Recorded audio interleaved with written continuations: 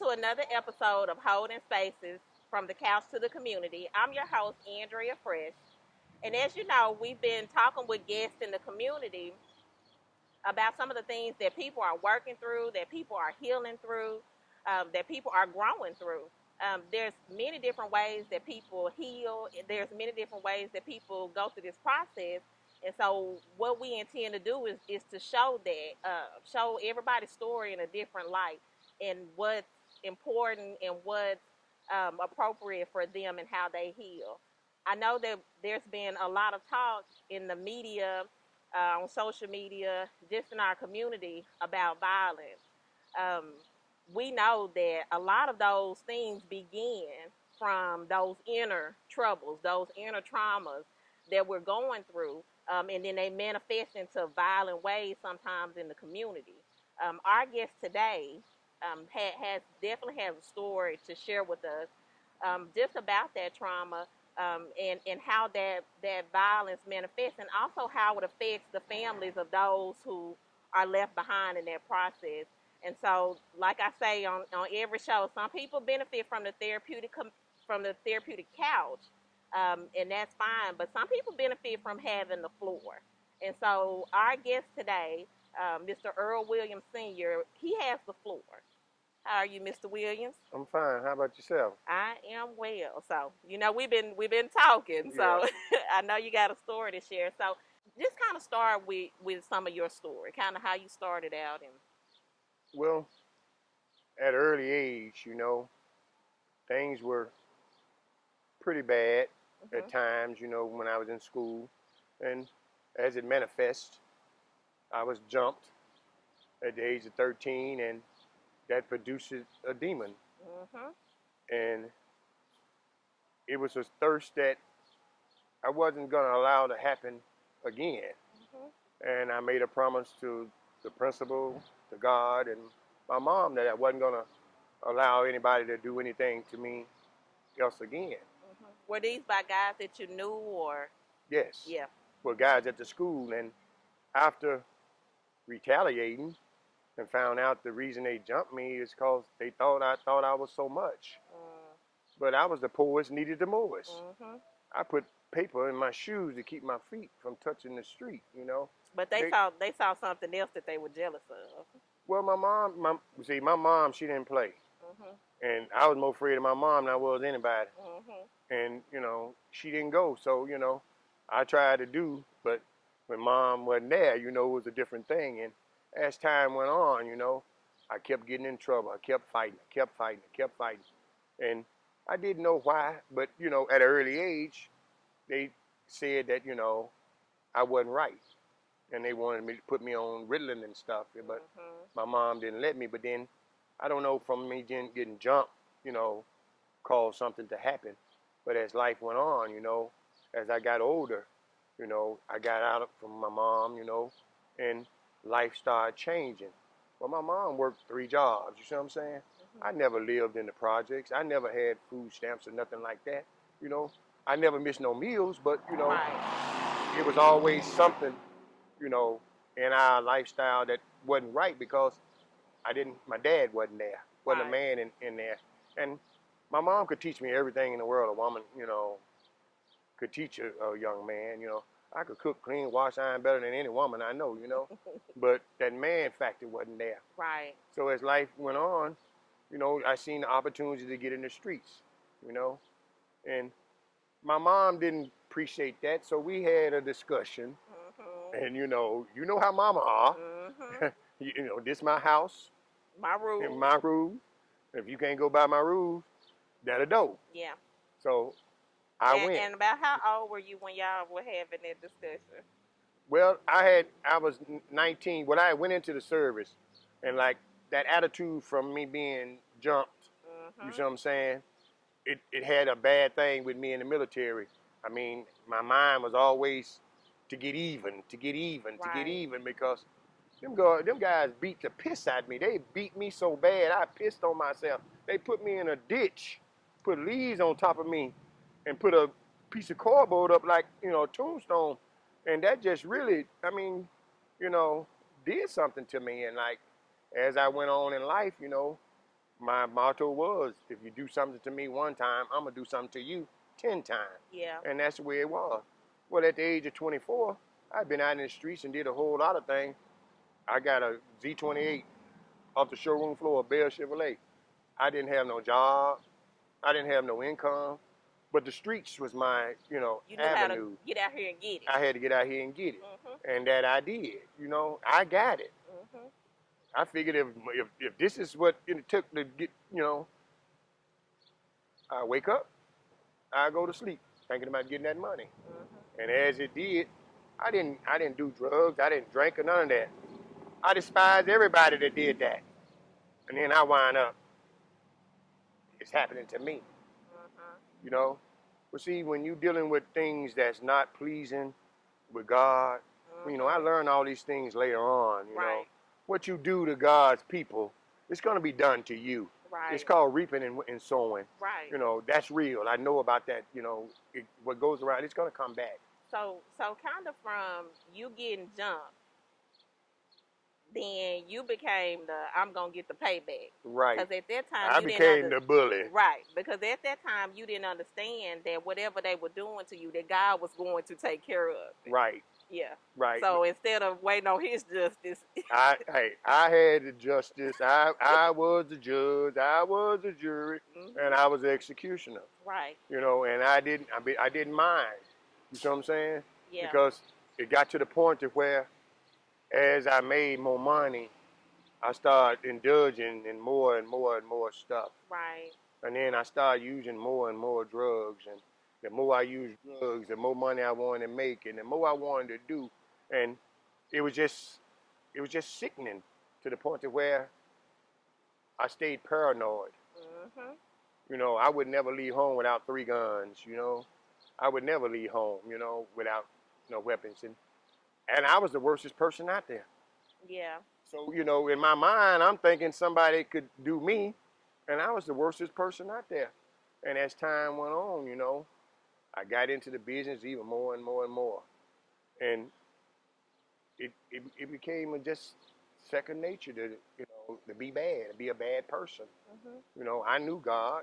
I went to church. I read the Bible, the whole 9 yards. But it's good to know all that. But then if you don't believe in it, you don't practice it. I didn't love nothing, not even myself. Yeah. I didn't want to look in the mirror. For 10 years, I didn't look in the mirror because I thought I would see horns on my head. I was just that paranoid about myself. So as life went on, and man. So it went from being paranoid of others to then being paranoid of self.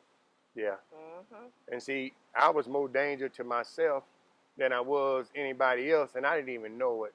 Because I took all kind of chances. I smoked sherm. I smoked cocaine. I smoked that stuff together. Can you imagine? I did it for years and years and years. And to be able to sit here and have a decent conversation, to be able to comprehend what's being said and knowing what's going on, it's a blessing in itself. Yeah. And for me to realize, I believe that's why God didn't allow us to know nothing when we started, because if we knew anything when we started, we wouldn't be where we are now. Right. We wouldn't make it this far. So I appreciate this struggle. I appreciate this avenue I have to go through. But sometimes it just bogs me down. Yeah. It gets me, it overwhelms me because you put so much in it, and you don't see nothing coming out of it, And like the system has really, it really has screwed me around, but I don't let that hold me back. Right. I don't, because I know one thing. If we don't do it, our people don't do it, it won't get done. Right. You can't expect the white man, the Mexican, the Puerto Rican, the Chinese to care about your race, because that's not their race. Right. And we as people, African Americans, need to recognize that and that nobody's coming to save us. Right. We got to save ourselves. We got to have that thing that's gonna throw out there to rescue us. We got to be the one that throw it out there and be the one to reel it in. Because if we don't do for us, we don't get. People talk about doing it, but that's the whole thing. I've been on this journey now for 16 years since my son was murdered, and I done talked and talk. I had conferences and conferences. And when the light is on, the camera's rolling, we get all the hellos and how you doing and the escalades and the shakes and we glad you're doing this, we glad. And when the camera go off, it's just you. by myself. You see what I'm saying? And like, that's what's so frustrating about it, you know. Everybody talk about, well, what can you do? Well, when you give them the solutions to do it, they don't want to do it because, see, we in a modern day genocide and we don't, as black people, don't realize that. See, it used to be you start kindergarten, first grade, middle school, high school, college. Maybe you get in a little trouble, go to jail. But now, it done stopped from college. College dropped off. Right. The only kids that's really going to college, it's just a few of us. And the majority of us that's getting to go are athletes. See, they using us as pawns. You see what I'm saying? Well, we'll give you education, but, you know, they just now changed the situation where you can use your image. I mean, they've been pimping for years, using the image, making millions and millions of dollars off these athletes, but they're not putting nothing back in the areas. And how do they expect something to prosper if you study taking away? You know, I noticed how in the journey, trying to figure out what they're doing and how they're doing it, like when they build that police precinct out on 12th Street. Now you build a police precinct out there, but then you close a grocery store in the neighborhood. You see what I'm saying? Then you close the school. I mean, what are you doing? You want to build a city up, but then you're going to kill all the areas. When you take the grocery stores and you take the schools, that's it. Because, see, only thing that's being supported is the taxpayers' money in that area. If it ain't no money in that area die. Right. And the only areas that's dying is in our area. Right. I got a chart of the city. All 6 wards. Ward 5 and Ward 6 don't have no dots on them. The dots mean ain't no murders. The dot means ain't no killings. And what areas are Ward 5 and Ward 6? It's in West Little Rock. West Little Rock, cross the freeway. It used to be, you know, you cross University. Right. Now they on Chenal now. They everywhere because it was a murder last night on Green Mountain. Thank you. Yeah. And hey, I remember a time in Green Mountain, it wasn't none of us. Not one of us. Because it was an area where they wouldn't, you know, that was called high sedity. Right. Well, see, down there, they moved a little bit further out. You see what I'm saying? See, what it was a trickeration for them going out to send, you know, everybody to go that way. And all this part of the town. See, they had a plan for the future of this part of the area. You see what's going on right now? Yeah. They had this plan all the time. So we would get all our people out this part of the town. Because, see, you know. And then they can come and then they come back and build it back. You see, and that's what they're doing. That's what they've been doing. You know what I'm saying? But see, they don't want nobody to talk about these things. See, anybody, you know, because I was a criminal. Yes, I was. You know what I'm saying? I'm not no criminal now. So my past is my past. That's why it's my past. Right. See, God don't see me as a criminal. God see me as a spokesperson to come and tell somebody that this is real what we playing in and not just something for play. Right. And if these people don't realize it, they just keep on playing like they've been playing, and it's going to be keep on killing like they've been killing every year. If you take the stats all the way back to 2005, every year the stats done went up. They ain't never went down. And if you check the stats, police killings, they done went up. They ain't went down. Right. Now what are y'all doing? You saying you're working? You're saying you're doing this, you're doing that, but where's the work at? Right. No people getting nothing done. They just talking. I done had meetings and meetings and meetings with people that set meetings with me that didn't even show up. Right. Now, how you gonna have a meeting with me and don't show up? That tell me right there, you not serious. Right. And I know the city got plenty of money because they talking about the extra tax money that they want to vote on in November about Canis Park and Interstate Park. And they got money for that right now. See, the smoke screen, why don't they educate these kids in skills like air conditioning, heating, plumbing, give them a something they can grip on, you know, because most black kids work with their hands. You know what I'm saying? Now, kids that athletic, they work with their minds. You know what I'm saying? But most kids work with their hands. Give them jobs that work with their hands. If they put them in a position to work with their hands, because you're going to always have computers, you're going to always have air conditioners, you're going to always have motors, you're going to always have cameras, you're going to always have all this stuff that you can teach these kids to do hands-on. Right. And they would, something that they like. If you like doing something, you're going to do, you like your job. Yeah. And you love doing it, don't you? Okay, then that's what anybody. But if you don't give a kid the opportunity to do that, see, these kids don't know nothing about no love. All they know about is survival. Right. And if you only know about survival, then you learning the wrong lesson, and you learning a lesson from the streets. And if, like I've been telling them for years and years and years, if you let the streets educate these kids, it's gonna be hell to tell the captain. Cause the streets don't love nobody. At all. I was out here and I was a badass boy. I walked and talked like I wanted to. I did like I wanted to, cause I didn't fear nothing in nobody. I thought I was invincible. Right. You see what I'm saying? But reality got to set in sometime. Yeah. You know, we all gonna go that way. Yeah. You see what I'm saying? Well, you know, God might not say, well done, my good and faithful servant. But I want him to say, at least I see you try. Yeah.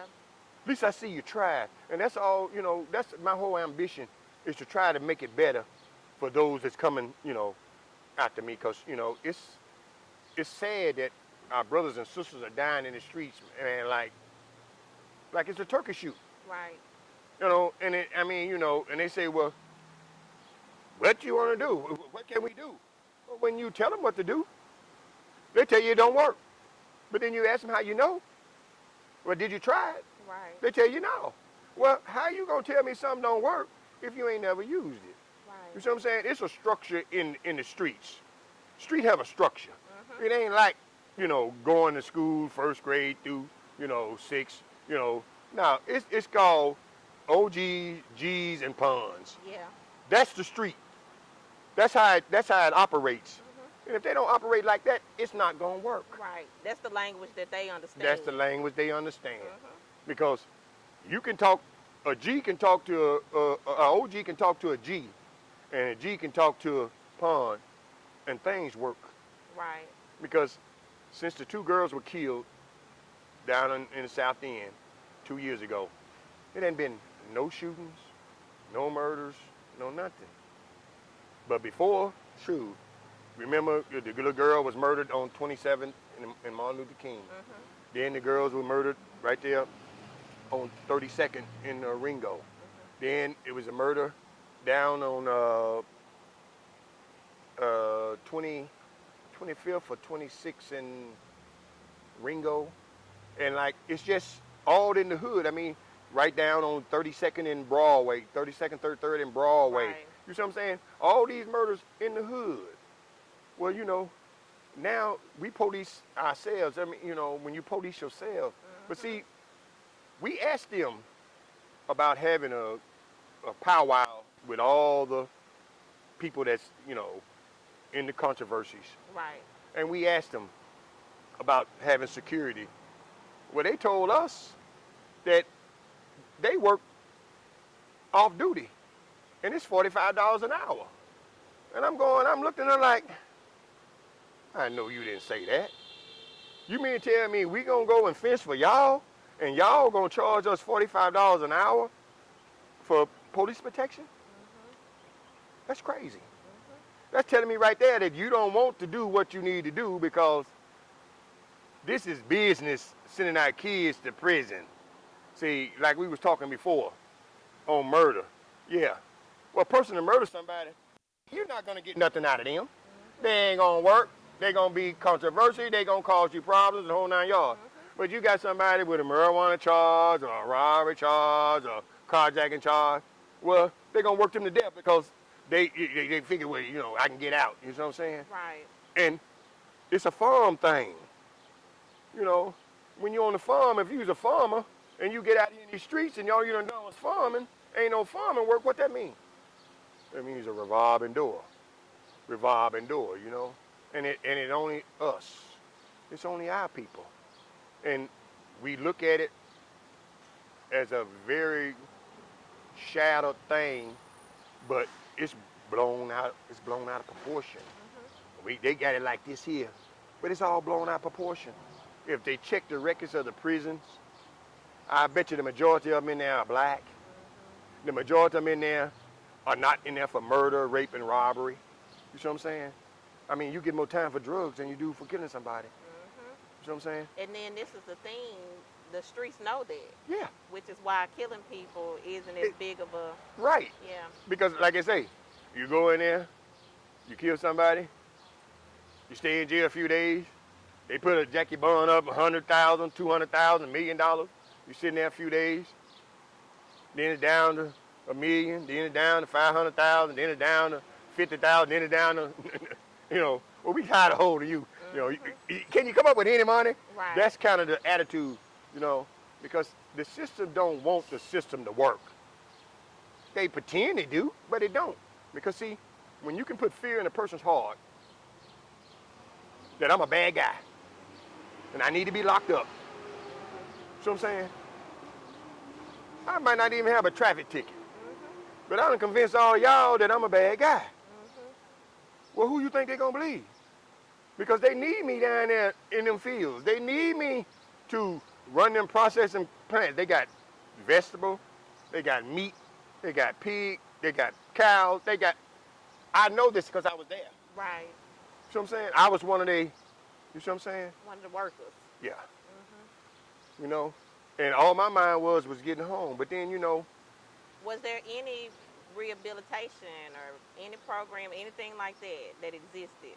well, they had SATP, and that was a drug program. But when I joined the program, they put me out and wanted to lock me up because I told them that I had smoked sherm for 22 years. I'm going, why I gotta lie? Yeah. I told him, I said, I tell you what, I made a deal with the man. I said, if I'm lying, you lock me up for 60 days in the hole. And if I'm telling the truth, I ain't got to do nothing in this class. It's all I did the rest of the whole time in the class. Because he went around the prison and got people that knew me. You see what I'm saying? So Like did you get anything from that class, from that experience? I'm just you can't get nothing out of somebody that's forcing you to do something. right. If you force me to do something, I'm gonna You go gonna as do long as I can do. Mhm. But but when I tell you what I done and I'm lying from word go. So why do you want to listen to me? Yeah. If I'm lying to you from the word go, why you want to listen to me? You So know, so if none of those things existed to help you turn it around, what helped you to turn it around? my creator. Mhm. I started believing everything, and I started standing on what. You see what I'm saying?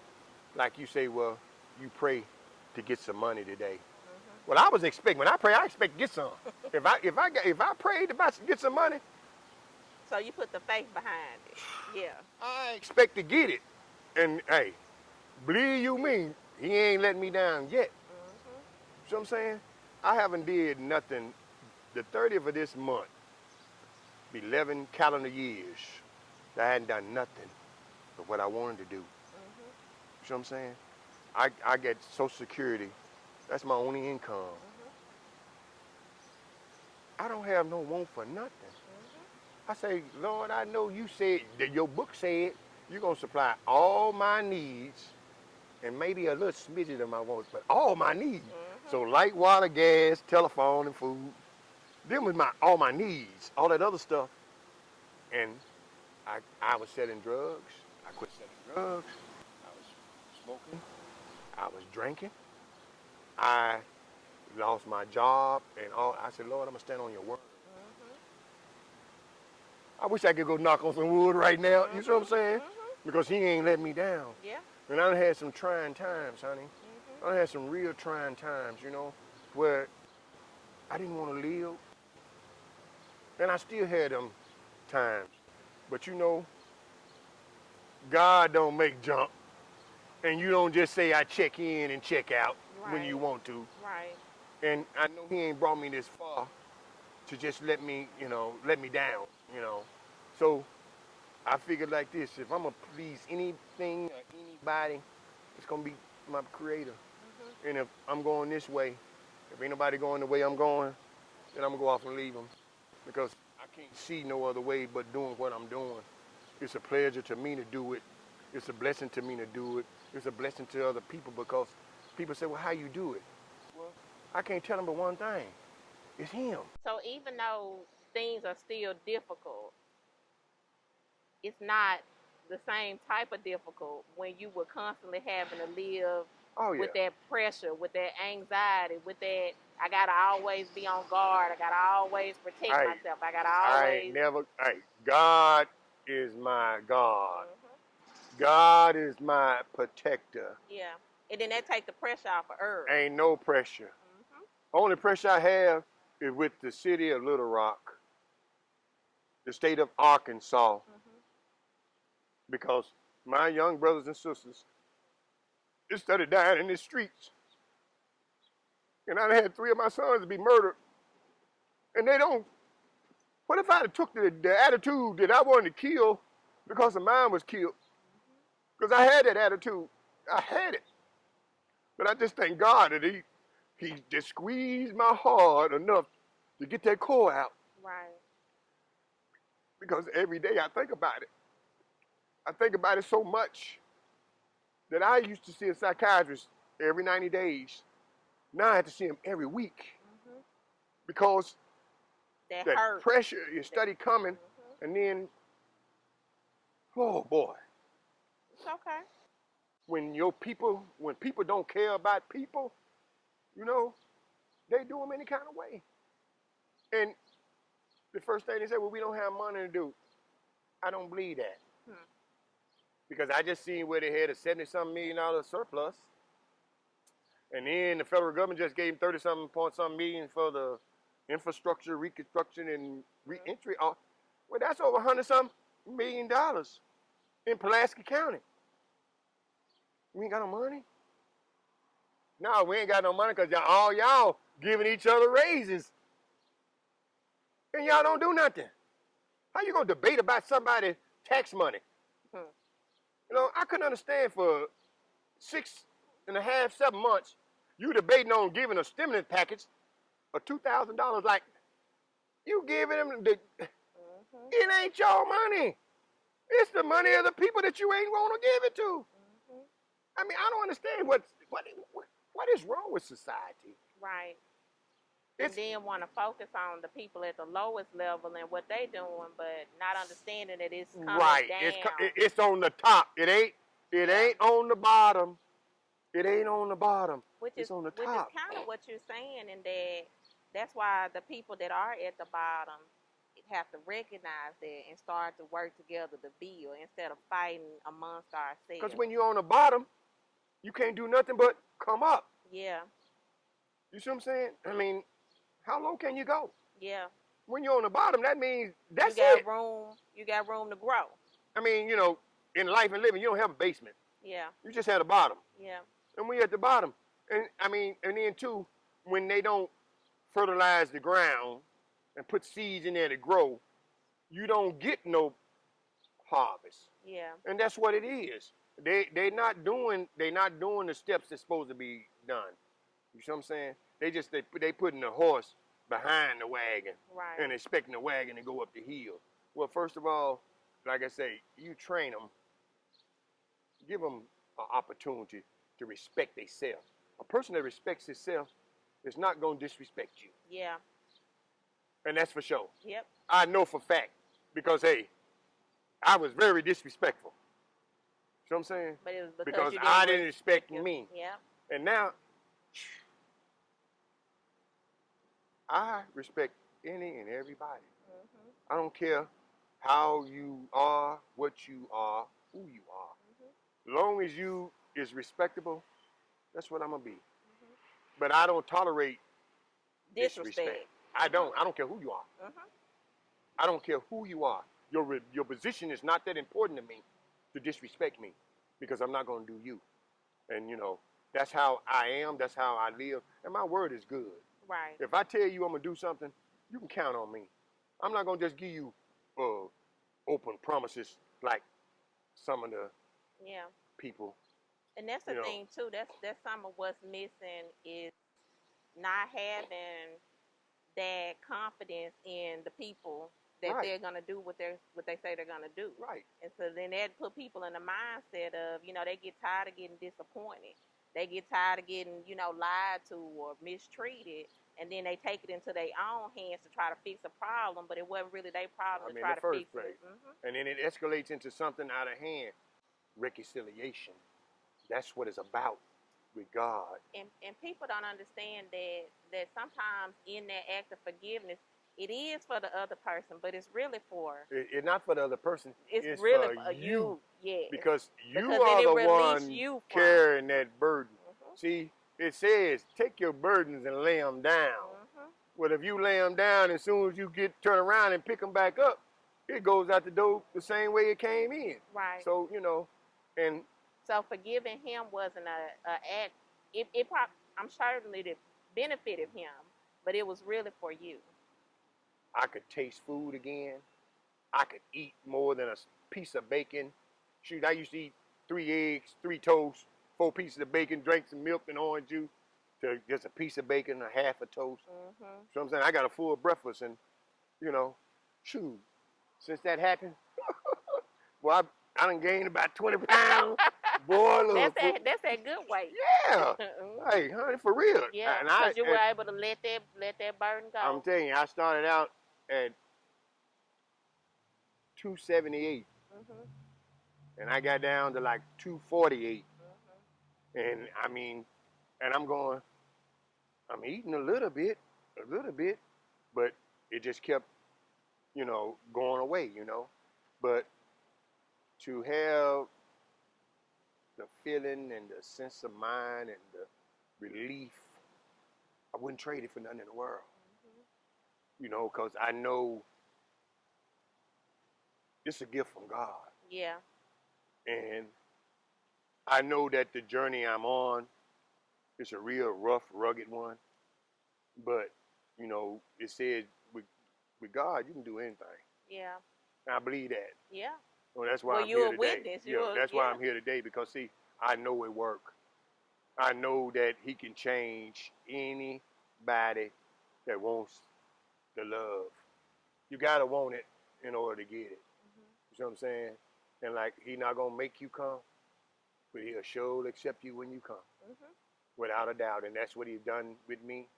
And, I mean, since I touched that young man's hand, so many amazing things has happened. I was there. I witnessed it. That's You see why. what I'm saying? That's why I reached out to you. I saw So many that. amazing things happen, and I'm going, golly. Just less than 2 months, maybe 2.5 months ago, my demeanor, my attitude, my determination, and my ambition was totally, totally different. And I'm going, come on, man, quit doing that, man. Quit doing that, And I can't do nothing but just say, thank you. Thank you, because it's a blessing to be able to wake up every morning and not have the ugliness on your mind of wanting to hurt somebody because you've been hurt. Because during my journey, I wanted everybody to cry like me. I wanted them to hurt like me. I wanted them to lose like me. I wanted them to feel that way like me, And I learned that to be a selfish endeavor, because sometimes you can be selfish in good ways and sometimes in bad ways. And I seen that I was selfish in bad ways, so that I had to correct it to be selfish in good ways. So I'm selfish and passionate about reaching out to people and trying to help them along on the journey. Those that's lost loved ones, those that haven't lost loved ones, those that just want to talk, those that just have a conversation. You see what I'm saying? Because I never wanted to be a preacher, and I was just too bad to be a speaker. You're doing good. But as my journey came, because a guy told me 6 years ago that I was going to reach out to that dude, shake his hand, and tell him I forgive him. And I told him he had to be the craziest such and such in the world. I said, give me some of that you own. Because you got well, it's good. boy, look. And his name was Willie Davis. Mm-hmm. And he was the first person I called. After I touched that, I said, man, you make me sick. You make me sick. He called it. I called him. I said, hey, dude, now you tell me what my lottery number is going to be. Mm-hmm. You tell me what the lottery number is going to be in the future. But he saw it in you. Well, you know, like I say, I can be the best person in the world, and I can be the worstest person in the world. If you my friend, I'm going to be 100. If you my enemy, I'm going to be 100. I'm going to be 100. It's But, the same 100. I'm not going to put my force or my attack on you. Right. But I'm going to separate myself from you. Right. You know, I know your conversation. Just listening to you talk, you'll tell me if I'm going to have to hurt you or not. Right. And or if I'm at risk for being hurt. Well, see, that's your conversation. Right. Because if I say something to you that should arouse the situation and you respond, automatic. You know what I'm saying?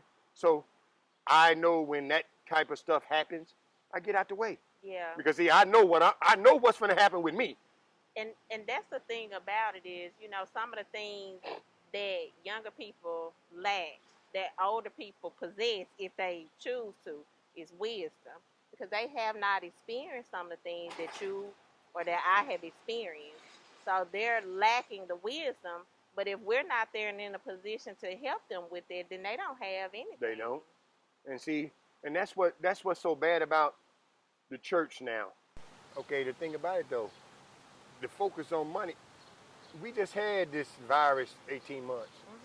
If a church don't have no money by now and be in existence, why are they open? You see what I'm saying? If you done went broke in 18 months, what did you have in the first place? You see what I'm saying? So it don't take money to open your doors and say, come in, for the churches to open and go and have rallies to draw people to come.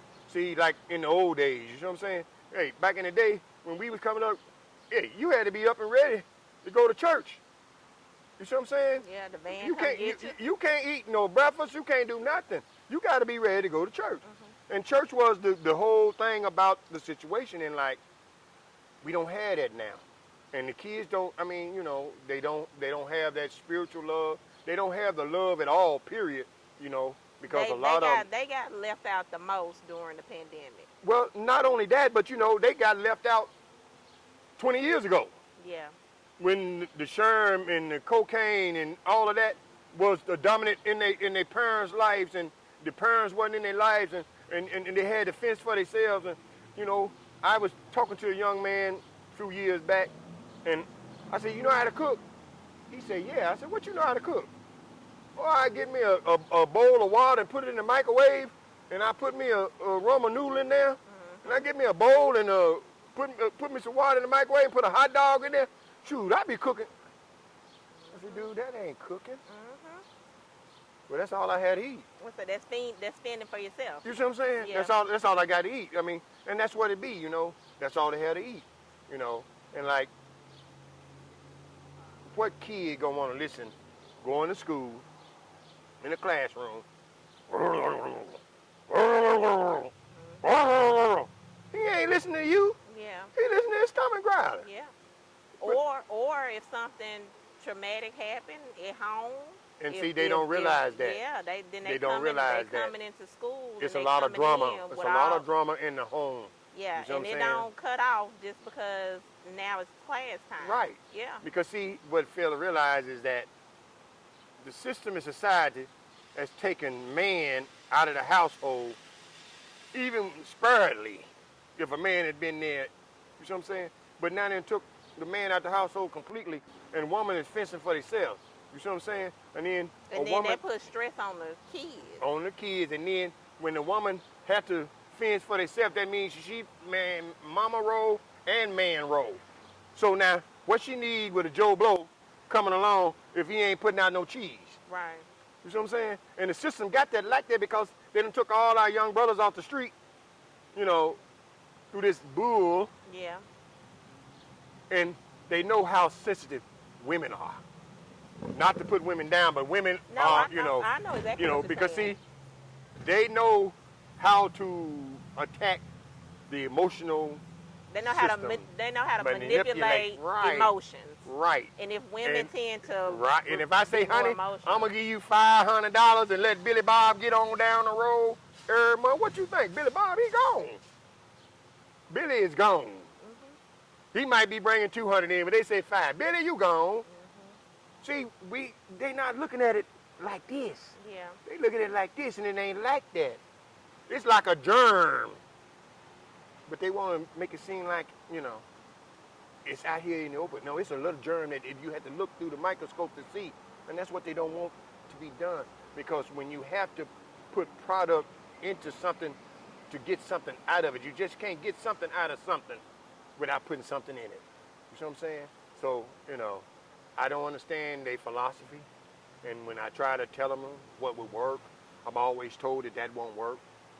Every murders for the last, what, 12 years, we would go to people's houses that person was murdered. right. It was only one board of director that ever showed up, and that was Ken Richardson. hmm He was the only one. I walked with Benny Johnson many days, with Lakeisha. I mean, Parents of Murdered Children, Hidden Heart Spirit, Stop the. Oh, I mean, many, many, many gatherings to hear these lies. Hear these lies. They study want to put a Band-Aid on a surgical wound. You can't give hot dogs and cold drinks and popcorn and stuff little raddies are thinking that this is Yeah, what gonna cure. No, that's not going, yeah, because unless it be in the white folks that's doing it, you don't have no gathering. Because all the times when we were doing it in the black part of town, they brought a barbecue grill about this big and had about 200, 250 hot dogs, still froze with a barbecue grill this big. When they did it in MacArthur Park, they had the whole hog truck from Fletcher come out there. They had a big spread and everything. I mean, the whole 9 yards. But every time we did it, Centennial Park, we did the walk around Centennial Park. We did the walk around the station out at Baseline, out on Baseline. You see what I'm saying? I mean, those areas where it's affecting the people the most. right. And see, the dollars ain't like out there Yeah, in 5 and 6. You see what I'm saying? Because I work with Edmund Davis at Baptist, and in there, they got charts of the areas where the murders and everything, and I didn't know this would be feasible, but I have statistics of murders all the way back. You see what I'm saying? And it just escalated. It never went down, never went down. But then they'll say, well, the crime this and the crime that. Well, no, murder. Don't nobody come back from that. yeah, And when we was at the meeting the other day, it really pissed me off how they were more enthused about the policemen seeing the people dead and shot up and bullet holes and limbs knocked off and this here. they were concerned about the police officers' trauma. Right. Yeah, When they go home, they take that home with them. Well, wait a minute. That's your job. That ain't the parents' job that their kid get murdered. yeah, So, I mean, you more concerned about how they feeling and not even mention about the people that done lost a loved one. right. You And know, what they're gonna have to continue to go through. over and over. I mean, this is little Johnny ain't there. Uncle Billy, Uncle Bob, they not there no more. Right. When I see them on a regular basis, they not there no more. Yeah. Well, that policeman, he gonna go to the next case. Yeah. Don't tell me about how you gonna feel, because I don't care about that. You don't care about them people dying. You say you do. But when you tell me it ain't gonna work, and you ain't even tried it, Yeah. they're telling me right there, you don't want it to work. Because how you gonna know if you don't try something? Yeah. You saying it's a failure for whatever started. So that let me know right there. So, you know, they quit trying to blow smoke where it ain't no fire. Yeah. The fire's out here on these streets, and these kids is killing. Why don't they try to buy back? You know what I'm saying? They got all this money. I bet you $10 to a donut. You get one of these clowns $200 for one of them guns. You have more guns than you can put in the. That's good resources for that 37 point something million or that 78 point something million. You wouldn't even have to put out 50,000 and buy all the guns back in Little Rock. Mhm. But you think they're gonna do that? They'd rather throw all that money in one pile and pour gas on it and sit a match. That's the way it seems. Yeah. Because our kids, no matter how much, I mean, I've been protesting for years and years and years and years and years, and the same thing is happening. The same thing. Well, if none of the city directors come out and see the faces of the people that, you know, the kids that been murdered, if they don't see their faces, they don't know. Yeah. They don't have no feelings for it. You know what I'm saying? But now when it happened to you, oh boy, Mhm. you know, they want the world to stop. Yeah. But see, we can't wait till it happened to them for something to change. Yeah. Something got to change now. And if we don't just buckle down right now, then in the next year, it's gonna be hell to tell the captain. Yeah. Because it's just gonna get worse and worse and worse. Because by that virus coming to town, 18 months, that means that's a lot of black kids that missed a lot of education. Yeah. Whole lot of them, because first of all, out of 10 kids, maybe 3 of them had computers in their home. Yeah. Well, now you gonna have virtual. Learning. Yeah. Well, I'm gonna look out the window and see what's doing. You see what I'm saying? I mean, you know, you create a wreck and don't expect nobody to collide. Yeah. And I don't understand that, you know. And you know, it's just it's crazy how they think that they're gonna accomplish something backwards. You know, you got 18 months, and a whole lot of kids got left behind, and that whole bunch gonna be one or two things: be dead or in prison. And that's the journey of this town for our young black men and women. You see what I'm saying? Because if you don't give them something to do better than going shooting one another, they're gonna keep on doing it. Yeah. You know, I just hope somebody, you know, hear this and have some power to do something other than the ones that we have. Because if we don't, it's gonna get worse and worse. I'm calling out the police department, the churches, the schools. Hey, we need to reach out to these kids right now. Mhm. We don't have to wait till they get older. Let's get them at the very early age. You know, we got to instill the fear in their heart that dying is real. Yeah.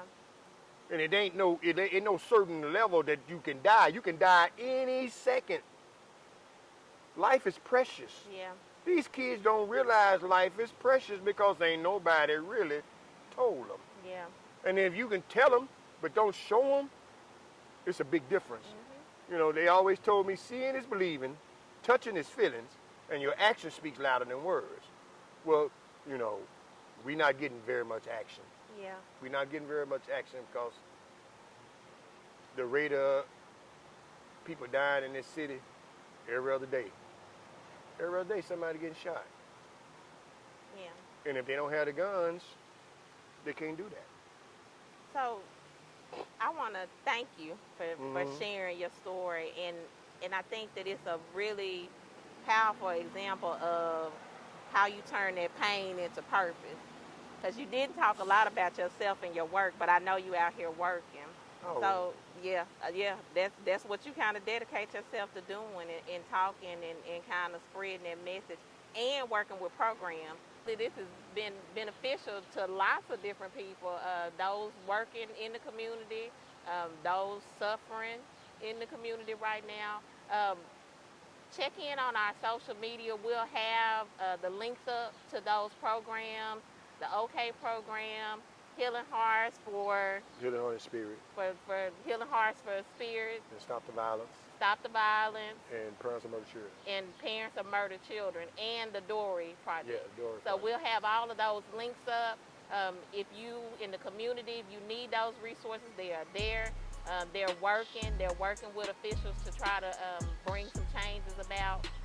Please feel free to check in with any of those programs. Reach out to us if you need any additional resources. Thank you.